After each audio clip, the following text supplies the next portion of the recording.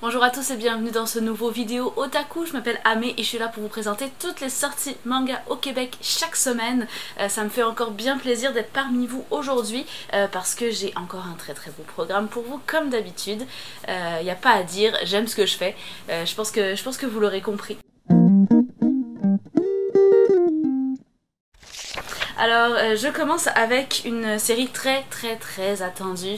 C'est Miss Kobayashi's Dragon Maid, bien sûr. Déjà très célèbre, même avant sa sortie. Alors, on est chez Noévé Graphics, comme d'habitude, avec Noévé, très beau cover, un peu shiny, avec une texture. C'est vraiment, ils font une très belle job sur les covers, c'est magnifique à chaque fois. Miss Kobayashi's Dragon Maid, on est vraiment sur un shonen humoristique.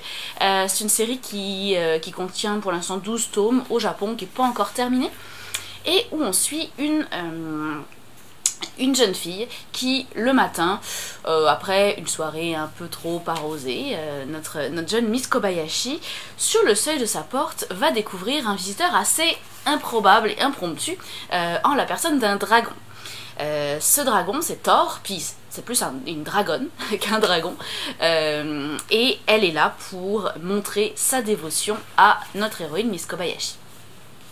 Bon, ce qu'on va comprendre assez rapidement, c'est que le jour d'avant, Kobayashi l'avait rencontrée, lui avait proposé de venir vivre chez elle, puis bon, Thor l'a un peu pris au mot, et bon, bah, elle devient un peu la dragonne à tout faire de Miss Kobayashi. Mais c'est un peu contre sa volonté, elle a plus trop de souvenirs de ce qui s'est passé la nuit précédente, et j'avoue qu'elle n'était pas forcément préparée à ça. Alors, Thor est très peu efficace, très maladroite. Par contre, elle est déterminée, elle est pleine de bonnes intentions, super attachante, mais ça marche pas toujours très bien. Elle sait pas trop comment marche la société humaine en plus, fait qu'on va se retrouver dans plein de situations délicates, incongrues pour nos deux personnages, du fait de ce côté très décalé de Thor. Alors le manga, si vous avez vu l'anime, hein, l'anime est très sympa, puis le manga est aussi drôle que l'anime. C'est vraiment un incontournable du shonen humoristique d'aujourd'hui. Vous avez une petite carte à collectionner comme dans la plupart de ce que font Noévé Graphics aussi. Elles sont assez jolies, elles sont très mignonnes. Fait que c'est ça, vous ne serez absolument pas déçus de Miss Kobayashi si vous avez aimé l'anime. Donc pour ceux qui ne connaîtraient pas, par contre, vous allez aimer ça si vous aimez par exemple Demon Lord and One Room Hero, si vous aimez Miruko-chan, Slice of Horror, tout ce genre de choses assez décalées. Donc Miss Kobayashi's Dragon Maid. Et un autre manga très attendu, on m'en parle depuis quelques temps alors que c'était un peu tombé aux oubliettes et je suis bien contente, c'est Dragon Quest The Adventure of Dai. On retrouve la nostalgie de Fly en réédition en fait, puisque ce n'est autre que la réédition hein, de la mythique série Fly, sur du papier pas recyclé mais très blanc et d'excellente qualité, avec une impression d'excellente qualité et des traductions qui ont été refaites. Donc aussi cool pour les fans de la série que pour ceux qui voudraient découvrir, parce que bah, on a une série qui est hyper bien montée mais de meilleure qualité, je veux dire physique, que ce qui avait été fait auparavant. Donc pour ceux qui ne connaîtraient pas The Adventure of Dai, on est chez Delcourt Tonkam et on est en Neketsu pur et dur, donc shonen d'aventure. C'est une série qui est terminée en 25 volumes. Et donc, 20 ans plus tard, Fly va revenir sous la forme de cette nouvelle édition. Alors je vous montre un peu à quoi ça ressemble. Dans ce volet de Dragon Quest, Dai et son grand-père vivent paisiblement sur une petite île qui est peuplée de monstres. Dai est ami avec les monstres et il rêve de devenir un héros.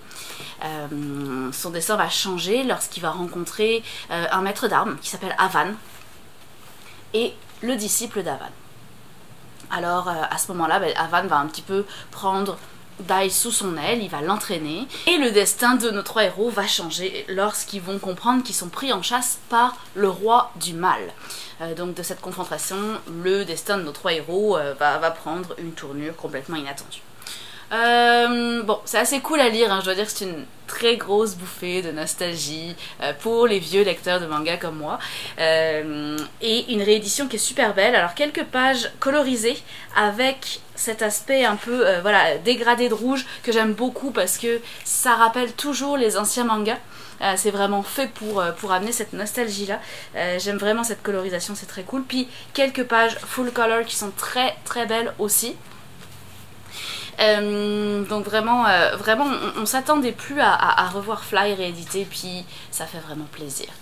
Donc si vous aimez les autres séries plus modernes de Dragon Quest, vous allez aimer ça, c'est sûr. Mais aussi pour les fans de Black Clover par exemple, ce genre de Neketsu très très classique, c'est clairement quelque chose que vous pouvez aimer. Donc Dragon Quest The Adventure of Dai. Et je continue avec Wakusei Closet. On est encore chez Noël Graphics, encore un très beau design de cover avec le titre qui a été embossé ici, donc en relief, très très beau. J'aime vraiment leurs éditions, sérieusement je suis fan, littéralement. Alors on est en seinen horreur, et c'est une série courte qui est terminée en 4 volumes. Donc on y suit Aimi qui fait pas mal de cauchemars hein, ces derniers temps. Et elle ne le sait pas, mais ces cauchemars en fait la suivent au réveil. Ils agissent le jour à son insu. Et puis, en plus de ça, tous les soirs, elle refait le même cauchemar. Bon, sa vie est assez atroce, je dois avouer. Alors, Aimi va d'abord penser que elle fait l'expérience d'un rêve lucide, en fait, quand elle va s'apercevoir que ça la suit dans la réalité, elle sait plus trop où elle est, en fait, est-ce qu'elle est dans la réalité, dans la fiction, bon, en fait, dans le rêve, donc elle pense faire un rêve lucide, puis elle décide d'explorer ce monde. Elle est quand même assez cool, notre héroïne. Alors, elle va y faire la rencontre d'une jeune fille amnésique, et elles vont tenter de partir ensemble explorer les rêves.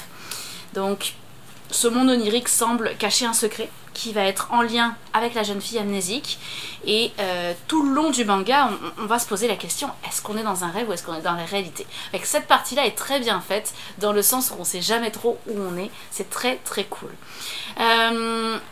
Je qualifierais cette série de science-fiction onirique avec une touche d'horreur. C'est assez, je vous ai dit que c'était une série horreur, mais c'est assez difficile à classifier, je vous avoue. C'est fort passionnant à la lecture, sérieusement, c'est assez original.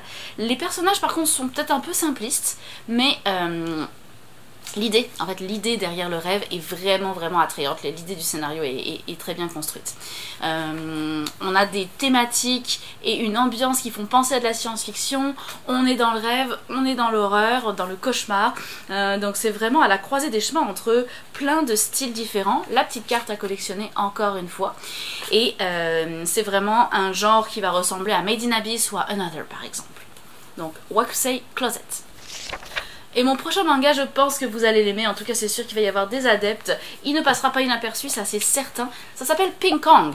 On est chez Mangetsu, dans leur collection seinen, et c'est un seinen d'humour complètement WTF qu'on va aller classer dans notre catégorie WTF. Allez, je vais vous montrer l'arrière parce que c'est quand même assez cool, voilà. Tout est dit là-dedans. C'est une série qui est terminée en 2 volumes, hein, rassurez-vous, on aime ça le WTF, mais on aime ça aussi quand c'est court, puis là, ça tient ses promesses, c'est court. Donc, c'est une série, en fait, comme son nom l'indique et le laisse entendre, sur le ping-pong. Et non pas sur les gorilles et le ping-pong. Vous allez comprendre que les gorilles n'ont finalement rien à voir là-dedans. Alors, on suit Kotomi et Takumi. Déjà, j'ai un mal fou à prononcer les 2 noms côte à côte. Donc, Kotomi et Takumi, qui sont 2 sœurs jumelles, qui partagent la même passion pour le ping-pong. Pourtant, ces 2 jeunes filles sont très différentes, parce que Kotomi est vraiment une naze du ping-pong, alors que Takumi est vraiment nulle. Sérieusement. Alors, c'est une différence qui va avoir tendance à les éloigner l'une de l'autre, hein, ça peut se comprendre. Et un jour, allez, je vais vous réserver, je vais faire ça en même temps, je vais vous parler de ce qui va se passer, puis en même temps je vais vous montrer la scène. Donc un jour, en fait, Takumi décide de prendre elle prend une décision, et elle prend la décision de se transformer en gorille.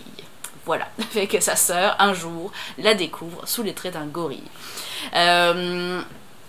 Elle prend le trait d'un gorille pour espérer peut-être un jour être bonne au ping-pong. On sait pas trop pourquoi en fait, mais bon. Et la jeune fille qui ne s'est pas transformée, Kotomi, celle qui est bonne au ping-pong, elle va se sentir coupable et donc elle va essayer de tout faire pour gagner le prochain championnat mondial en duo. Mais ce qui va pas être si facile quand son partenaire est un gorille, on s'entend. Bon, donc vous aurez bien compris que ça ne fait aucun sens, mais c'est quand même très très drôle, ça se prend pas du tout au sérieux, c'est ça qu'on aime, c'est que c'est un manga qui vraiment fait de l'autodérision à souhait. Ça se présente sous la forme d'un manga de sport, ça n'est pas vraiment c'est vraiment décalé en fait dans tous les sens du terme. Puis ça se présente aussi sous forme d'une aventure un peu épisodique finalement, où l'humour sera toujours au premier plan, ça c'est sûr. Donc vraiment si vous aimez tout ce qui est dans la collection WTF comme Samurai Comeback, comme Teenage Renaissance, on est vraiment en plein là-dedans. Donc Ping Kong. Et je sais que la série prochaine va faire plaisir à beaucoup d'entre vous parce que vous êtes nombreux à aimer la série In These Words. Et on est ici sur un petit spin-off qui s'appelle Father Figure and Other In These World Stories. On est chez Taifu Comics. Alors, c'est un yaoi qui est réservé aux 16 et plus et qui se présente de façon très originale puisque d'un côté, vous allez avoir un manga, quand on le prend par la fin, en tout cas par le sens original de lecture des mangas, donc de droite à gauche, et si on le prend par la gauche, on obtient un light novel. Donc l'édition en tant que telle est déjà assez cool. C'est donc bien sûr écrit par Togakyu, l'auteur original de la série In These Words,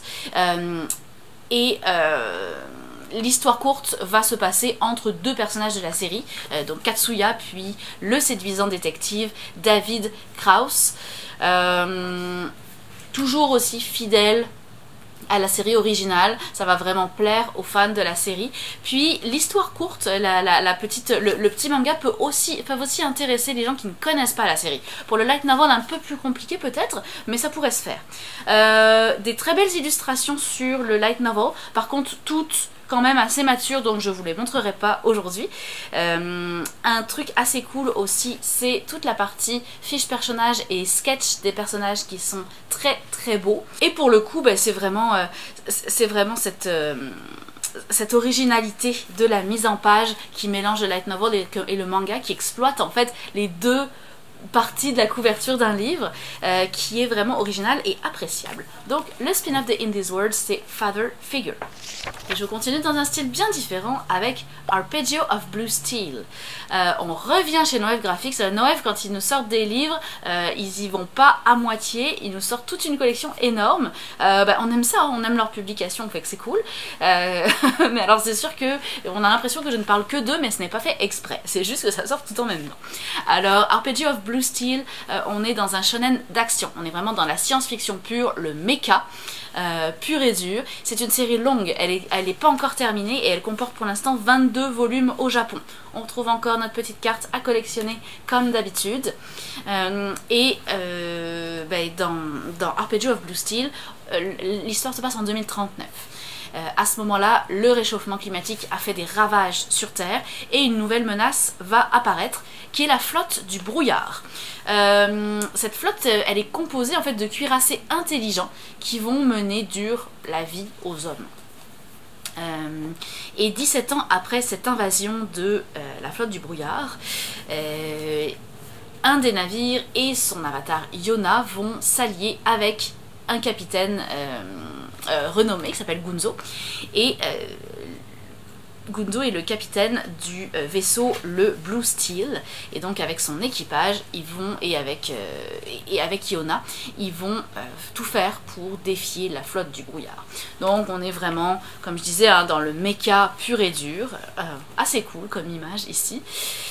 Mecha pur et dur, de l'action, des gros robots, enfin en tout cas des gros cuirassés pour le coup, avec une thématique assez folle en fait, avec ces espèces de cuirassés intelligents, c'est un peu jamais vu, ça rend une certaine originalité puis un certain humour dans le manga. Donc un manga quand même très original, avec des dessins assez incroyables sur les scènes d'action. Faut que je vous trouve ça, parce que c'est quand même assez fou. Et par contre, je déplore un peu que le manga soit un peu lourd à lire sur certains passages techniques, un peu trop de technique. Par exemple, quand le capitaine Gunzo donne ses ordres, ça devient un petit peu redondant. Mais à part ça, très très cool et très original. Donc idéal pour les fans de Ori and the Skill ou des héros de la galaxie ou les gros fans indéfectibles de mecha. Donc Arpeggio of Blue Steel. Allez, on rechange de style, pour le coup du tout au tout. Ça s'appelle Mon coloc est une gameuse. On est chez Delcourt Tonkam et c'est un shoujo humoristique. Alors, dans Mon collègue est une gameuse, on suit deux gamers, Powder et Goro. C'est bien sûr leurs avatars qui s'appellent comme ça. Ils sont amis, Powder et Goro, sur leur jeu préféré, qui est le MMORPG Dragon Quest. Mais évidemment, comme la plupart des joueurs en ligne, ils ne se sont jamais rencontrés. Puis, pendant le jeu, d'un commun accord, ils décident de vivre ensemble, en fait de se mettre en coloc, puisque Goro cherche une coloc, n'a plus d'argent pour payer son loyer seul. Fait que Goro cherche une coloc et donc Powder va lui proposer de venir habiter chez eux. Le problème qui va survenir, c'est que bon, Powder est un gars gamer assez classique, mais ce qui s'était jamais rendu compte, c'est que Goro est une fille. Alors que son avatar ne laisse pas du tout penser ça. Alors voilà la scène de la rencontre au tout début avec Powder, dont l'avatar est un mignon petit personnage assez féminin, et Goro, un espèce de gros chevalier énorme. Fait que Powder s'était jamais rendu compte que Goro pourrait être une fille derrière. Et que là, il se rend compte qu'il a proposé à une fille de venir habiter chez eux, ce qu'il redoute énormément. Hein. Il commence à stresser un peu, il était loin de s'imaginer vivre avec une fille sous son toit. Pour lui, c'est complètement inconcevable. Et puis petit à petit, leur amour du jeu vidéo va venir renforcer l'amitié et les moments qu'ils partagent à la maison vont les rapprocher l'un de l'autre. C'est un shoujo sympa à lire, c'est pas forcément révolutionnaire, mais c'est assez cool d'avoir une fille gameuse, puis un gars qui est complètement geek, puis qui est toujours... vraiment, il y a beaucoup de déconvenus dans son regard par rapport aux différentes situations. Donc une thématique jeu vidéo assez originale dans un shoujo, c'est quelque chose qu'on voit assez rarement. Donc pour les fans de Otaku, de Horimiya par exemple, ça peut tout à fait plaire. Donc Mon coloc est une gameuse. Et je continue avec le tout mignon et tout magnifique, La sorcière aux champignons. Encore un très beau travail de cover, on est aux éditions Glénat cette fois, puis je sais pas si vous voyez, mais les champignons ont comme des paillettes partout. Honnêtement, c'est super joli. On est dans un Kodomo, donc un livre qui s'adresse plus à un public jeunesse, qui ressemble un petit peu à un shoujo parfois, mais vraiment adapté à un public plus jeune. L'auteur de La sorcière aux champignons, vous avez peut-être déjà reconnu le style si je vous montre tiens, des visages par exemple. C'est tout simplement l'auteur de l'Académie Alice. Quand même grand auteur, on s'entend. La sorcière aux champignons comporte pour l'instant 3 tomes au Japon, elle n'est pas encore terminée. Et on y suit Luna, qui est une sorcière assez particulière puisqu'à chaque endroit où elle passe, il y a des champignons qui poussent. Alors, ces champignons effraient les habitants du village où elle se rend habituellement pour faire ses achats. Et donc elle se fait rejeter un peu par la population, mais ce que la population ne sait pas, c'est que ces champignons sont là pour leur bonheur, au contraire. Donc Luna est vraiment toujours très attristée par ses réactions, elle cache ses émotions et pourtant elle peut pas faire en sorte de ne pas aimer les êtres humains qui la rejettent. Elle est toujours en train de les aider, de leur rendre service, d'essayer d'inventer des nouveaux champignons pour les soigner ou pour leur rendre la vie plus heureuse, plus facile. Puis un jour elle va faire une rencontre qui ne laissera pas de marbre, et l'amour semblera être plus proche que ce qu'elle avait pensé. Alors moi il y a un personnage que j'adore, c'est la petite vache qui l'accompagne, qui peut se transformer en grande vache pour l'aider à porter ses choses quand elle va faire ses achats, mais sinon c'est une mini vache qui est absolument incroyablement mignonne, la voilà. Alors là, je veux dire, on ne peut pas ne pas fondre pour ce personnage. Donc très très cute, ambiance un petit peu Ghibli, univers merveilleux, il y a une histoire d'amour en tout bien tout honneur comme je le disais parce que c'est vraiment un manga qui est adapté à un public très très jeune, ça peut se lire même à partir de 8 ans et en même temps si on aime tous les univers merveilleux à la Ghibli, c'est sûr qu'on ne peut être que séduit par ce magnifique manga. Donc La sorcière aux champignons. Je n'avais pas oublié le titre, hein, je vous rassure. J'étais juste en train de me remémorer ce que j'allais dire après. Donc La sorcière aux champignons, lisez-le, c'est très cool. Allez, là je rechange du style, mais alors de tout au tout, âme sensible, s'abstenir, accrochez-vous, Shiga Hime avec un cover assez effrayant. Puis alors ce qui est très cool, c'est que il est shiny dans la nuit, il est comme brillant, ce qui fait que nous l'ayant mis dans notre collection sexy, vous allez comprendre pourquoi, qui est un peu plus sombre parce que pour ceux qui sont déjà venus au lounge, elle est un peu sous l'escalier, ben, on voit que ça en fait. Fait que t'arrives là, puis tu vois cette espèce de visage avec Kuchisake Honna qui a la bouche comme ça coupée, qui a l'air complètement effrayante, puis qui a le visage qui glow in the dark. Fait que c'est quand même assez cool comme cover. Alors on est aux éditions Mangetsu, on est en seinen horreur pur et dur avec une grosse touche sexy, donc attention réservée à un public mature. Série courte, terminée en 3 volumes au Japon, sur une thématique qu'on aime, qu'on connaît bien mais qu'on aime toujours, la thématique des vampires. Alors, on suit Hirota qui aurait pu continuer sa vie paisible s'il n'avait pas été piégé par Soichi. Et à la suite de ce piège, il se retrouve face... Alors je vais faire attention à ce que je vous montre quand même, comme j'ai dit, il y a beaucoup d'images quand même qui ne sont pas adaptées à un public sensible. Donc après avoir été piégé, il se retrouve face à la séduisante Miwako, dont il va s'apercevoir assez rapidement que c'est un vampire. Et Miwako décide de faire de Hirota son familier. Alors quand Hirota se réveille, il se réveille sous les traits d'un monstre hideux. Et il est devenu un vampire. Mais alors un vampire avec une sale tête, je peux vous le dire. Sa nouvelle mission va donc être de chasser des humains pour nourrir Miwako. Donc impossible pour Lucifer, évidemment, il garde quand même son esprit humain, mais en même temps, pour protéger ceux qu'il aime, il va pas vraiment avoir le choix de remplir sa nouvelle mission. Donc le manga est vraiment prenant, hein. Une fois que t'es dedans, t'es vraiment à fond dedans. Y a un espèce de choc qui va s'opérer entre la beauté de Miwako et son côté monstrueux, son côté envoûtant. C'est très déstabilisant, hein. On retrouve un peu ce qu'on avait dans Tomie ou dans Censor, dans les œuvres de Junji Ito, qui fait toujours cette relation entre la beauté et le côté effrayant des personnages. Très très vite une ambiance gore qui s'installe, mais vraiment gore et vraiment vite. Et comme je le disais, quand même des scènes de nudité assez intenses, donc réservées à un public 16 ans et plus s'il vous plaît. Donc pour tous les fans de Junji Ito, ça c'est clair que ça va vous plaire. Pour Orochi aussi de Kazuo Umezu, c'est des choses qui peuvent vous plaire également. Donc Shiga Hime. Et on rechange de style, encore une fois, avec la métamorphose. La métamorphose, on est aux éditions Kuro Savoir, enfin la collection Kuro Savoir de Kurokawa. C'est bien sûr une adaptation manga du roman La Métamorphose de Franz Kafka, très bien adapté à un public jeunesse, donc adaptation littéraire avec un dessin assez stylé mais assez simpliste aussi. C'est un one-shot, ça permet de découvrir l'œuvre de façon vraiment aisée et facile. Et donc ce one-shot va nous proposer de nous replonger dans le roman via ce manga. Donc un jour au réveil, pour ceux qui n'auraient jamais connu l'histoire, un jour au réveil, un jeune homme va se retrouver transformé en cafard géant. Alors cette métamorphose va changer sa vie. Ça va changer sa relation avec sa famille, avec ses amis, avec son travail.